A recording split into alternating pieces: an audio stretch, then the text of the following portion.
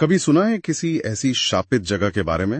हाँ जहां लोग दिन में भी जाने से डरते हों। हाँ बिल्कुल। आज हम एक ऐसे ही रेलवे स्टेशन बेगुन कोदर की कहानी पर थोड़ी गहराई से बात करेंगे। हाँ, ये जगह पश्चिम बंगाल और झारखंड की सीमा पर है ना? पुरुलिया जिले में। हाँ वही। कहते हैं कि रात में, मतलब आधी रात के वक्त वहां से जो ट्रेनें गुजरती हैं, उनके ड्राइवर स्टेशन आने से पहले ही स्पीड बढ़ा लेते हैं, रुकना ही नहीं चाहते। बिल्कुल।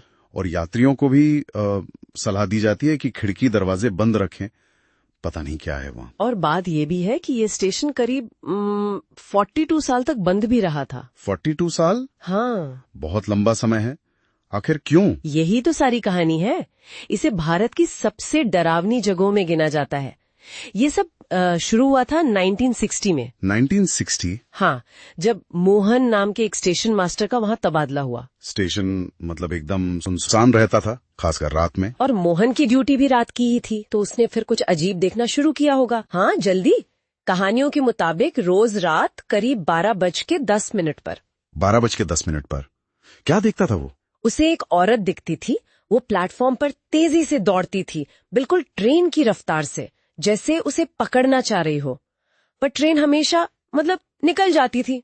और फिर उसके बाद क्या होता था? फिर वो सीधा मोहन के केबिन की खिड़की पर आकर खड़ी हो जाती थी और बस उसे घूरती रहती थी गुस्से से। बाप रे। और कहते हैं कि उसकी आंखों में खून जैसा दिखता था। सोचिए जरा, हर रात ये सब देखना। जाहिर है जब उसने ये बात किसी और को बताई होगी, किसी ने यकीन नहीं किया होगा, मजाक उड़ाया होगा। बिल्कुल, सबने मजाक ही उड़ाया। बस उसका एक दोस्त था राजा, वो दिन की ड्यूटी पर था। उसने मोहन की हालत देखी तो सोचा कि चलो एक रात रुककर देखता हूँ खुद। अच्छा, तो राजा रुका, उसे दिखी वो औरत? नहीं। अजीब बात है, उस रात राजा इंतजार करता रहा। 12:10 भी बज गए पर कुछ नहीं हुआ। उसे चिंता हुई मोहन की, तो वो उसके क्वार्टर गया जो स्टेशन के पास ही था। और वहां उसने जो देखा, दरवाजे पर ही मोहन और उसकी पत्नी दोनों मरे पड़े थे। हे भगवान, कैसे?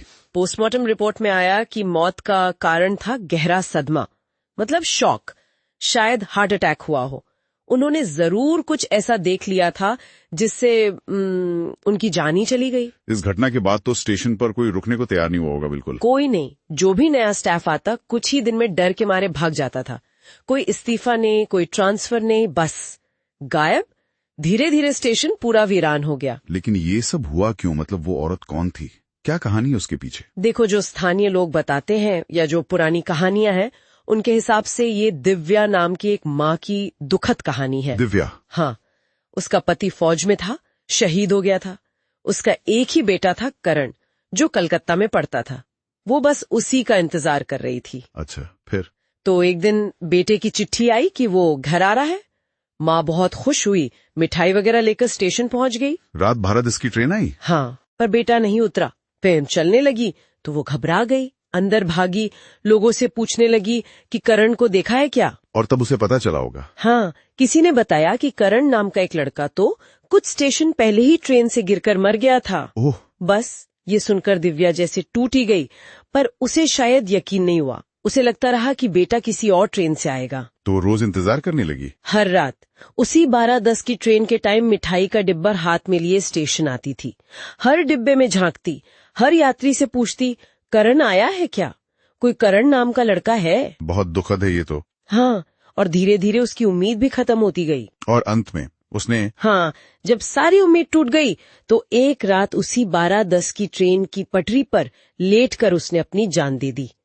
कहते हैं ये घटना 1958 के आसपास हुई थी और शायद इसी वजह से वो 12:10 वाली ट्रेन कुछ टाइम के लिए बंद भी हुई थी। अच्छा, तो जब 1960 में मोहन आया और वो ट्रेन फिर से शुरू हुई, तो लोगों को लगा कि वो दिव्या की ही आत्मा है जो लौट आई है अपने बेटे के इंतजार में। बिल्कुल, शायद मोहन उसी आत्मा को देखता था और इसी डर ने, इसी कहानी ने स्टेशन को पूरे 42 साल तक बंद रखा। लेकिन अब तो स्टेशन खुल गया है, 2009 में शायद। हाँ, 2009 में खुल गया है। ट्रेनें रुकती भी हैं, दिन में लोग भी होते हैं। लेकिन मैंने सुना है कि रात में सफर करने वाले आज भी थोड़ा अजीब महसूस करते हैं, एक डर सा रहता है। हाँ, वो पुरानी बात है ना कि जब किसी की आखिरी इच्छा अधूरी रह जाती है तो कहते हैं आत्मा भटकती रहती है, शांति नहीं मिलती। शायद दिव्या की कहानी भी कुछ ऐसी ही है।